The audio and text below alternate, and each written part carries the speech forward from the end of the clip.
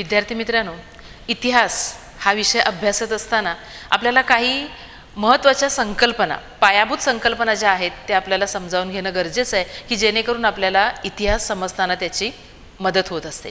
आता इतिहास हा जो शब्द आहे तो इति अधिक ह अधिक आस या शब्दापासून तयार झालेला आहे, या संस्कृत शब्दांपासून. याचा अर्थ काय? असे झाले, याप्रमाणे घडले किंवा असे घडले.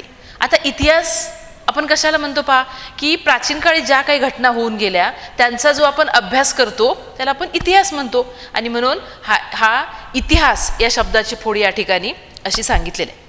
इतिहासाचा जनक कोण आहे? हेरोडॉट्स हा इतिहासाचा जनक किंवा इतिहासाचा पितामह म्हणून त्याला ओळखलं जातं. आता या इतिहास विषयाची थोड्याशा व्याख्या आपण बघूया. इतिहास म्हणजे काय काय सांगता येईल? इतिहास म्हणजे भूतकाळाला वर्तमानाशी जोडणारा सेतू. तर भूतकाळ आणि वर्तमान काळ यांच्यामध्ये ज्या काही घटना घडलेल्या आहेत त्या घटना जोडण्याचं काम इतिहासामध्ये केलं जातं. आता आपण सांगत असताना पहा, पूर्वी असं घडलं किंवा 10 वर्षापूर्वी असं घडलं, 400 वर्षापूर्वी असं घडलं, हे जे सांगत असतो या सगळ्या घटना भूतकाळात घडून गेलेल्या आहेत. म्हणजे भूतकाळातील घटनांची साखळी असं सुद्धा इतिहासाला म्हटलेलं आहे. म्हणजेच काय की भूतकाळ आणि वर्तमान काळ यांना जोडणारा सेतू म्हणजेच इतिहास. दुसरी व्याख्या काय सांगता येईल? मानवी समाजातील घडामोडींचं सत्यकथन. म्हणजे प्राचीन काळी ज्यावेळी मानवाची उत्पत्ती झाली त्यानंतरच्या कालखंडामध्ये जे जे काही घडलं त्या सगळ्या ज्या काही घटना आहेत ते जे काही आपण कथन करतो, जे सांगतो त्याला इतिहास असं म्हटलेलं आहे. इतिहास या विषयामध्ये आपण भविष्यकाळातल्या घटना नाही सांगत, तर कुठल्या सांगतो? भूतकाळामध्ये होऊन गेलेल्या घटनांचं आपण कथन करतो. म्हणजेच ते कथनही कसं आहे? सत्यकथन आहे. ज्या काही घडामोडी झाल्या त्यांचं सत्यकथन इतिहास या विषयामध्ये केलं जातं. दुसरं काय आहे? इतिहास म्हणजे घटनांची साखळी. बघा, शिवाजी महाराजांचा इतिहास तुम्हाला ज्ञात आहे. शिवाजी महाराजांचा जन्म, त्यानंतर हिंदवी स्वराज्याची केलेली स्थापना, त्यानंतर त्यांनी जिंकलेले अनेक किल्ले, मोगलांशी केलेला तह, या सगळ्या घटना कशा एका पाठोपाठ आपल्याला सांगता येतात. म्हणजे इतिहास म्हणजे घटनांची साखळी. इतिहासामध्ये खूप साऱ्या गोष्टींचा आपण अभ्यास करतो. प्राचीन काळामध्ये होऊन गेलेल्या संस्कृत्यांचा आपण अभ्यास इतिहासामध्ये करतो. त्याचबरोबर जे काही राजे महाराजे झाले, त्यांनी जिंकलेले किल्ले, या सगळ्या गोष्टींचा अभ्यास इतिहासामध्ये करतो. आणि म्हणून भूतकाळात घडून गेलेल्या घटनांचा अभ्यास म्हणजेच इतिहास. अशा वेगवेगळ्या प्रकारच्या व्याख्या आपल्याला इतिहासाच्या सांगता येतात. आता थोडंसं इथे बघा, इतिहासाचं स्वरूप किंवा इतिहासामध्ये आपण काय काय गोष्टी अभ्यासतो. मी काही प्रातिनिधिक अशा थोड्याशा गोष्टी लिहिलेल्या आहेत. तुम्ही याहून अधिक गोष्टी तुमच्या वहीमध्ये लिहून काढायच्या आहेत. इथे काय सांगितलं? पहिली गोष्ट, विचार प्रगल्भ. इतिहासामुळे आपले विचार प्रगल्भ होतात.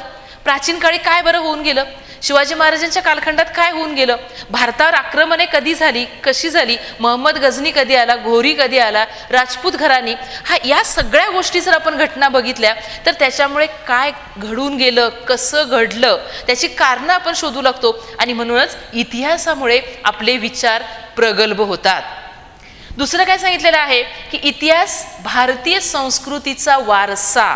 म्हणजे आपली प्राचीन भारतीय संस्कृती कशी होती, भारतीय संस्कृतीची प्रतीक काय आहेत, किंवा भारतीय संस्कृतीमध्ये कोणकोणत्या गोष्टी आचरणात आणल्या जातात, या सगळ्या गोष्टी आपल्याला इतिहासामुळे समजतात. आणि म्हणूनच ज्यावेळी आपण पाठीमागच्या पूर्वी घडून गेलेल्या काही घटना जर आपण अभ्यासायचा असेल तर अनेक ग्रंथ आपण हाताळतो, अनेक ग्रंथांचा अभ्यास करतो. आणि म्हणून भारतीय संस्कृतीचा वारसा आपल्याला इतिहासामुळे समजतो. दुसरं काय सांगितलेलं आहे की सखोलपणा. इतिहासामुळे एखादा विषय कसा झाला किंवा त्या विषयाचा सखोल अभ्यास आपण करायला लागतो.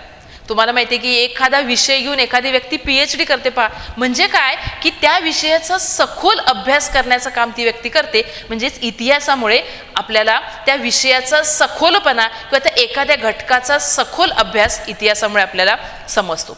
दुसरं काय आहे? इतिहासामुळे अनुभवांचं कथन होतं. अनेक प्रकारचे अनुभव. आता आपण राजपूतांचा अभ्यास करू लागलो, पृथ्वीराज चव्हाण, त्यानंतर इतर राजे जे काही होऊन गेले त्यांचे अनुभव, त्यांनी कशा प्रकारे युद्ध केलं, या सगळ्या गोष्टी आपल्याला इतिहासामुळे समजतात. 19व्या शतकामध्ये 18व्या शतकामध्ये जे काही समाजसुधारक आपल्याकडे होऊन गेले त्यांचा अभ्यास करू लागलो की त्यांचे अनुभव कसे होते. उदाहरणार्थ महात्मा फुले यांनी शिक्षणाची कशा प्रकारे सुरुवात केली, म्हणजे त्यांचे जे काही अनुभव होते ते सगळ्या गोष्टी आपल्याला इतिहासामुळे समजतात. दुसरं, इतिहासामुळे विकास आणि समृद्धी. एखाद्या देशाचा विकास कसा झाला, तो देश कशा प्रकारे समृद्ध झाला.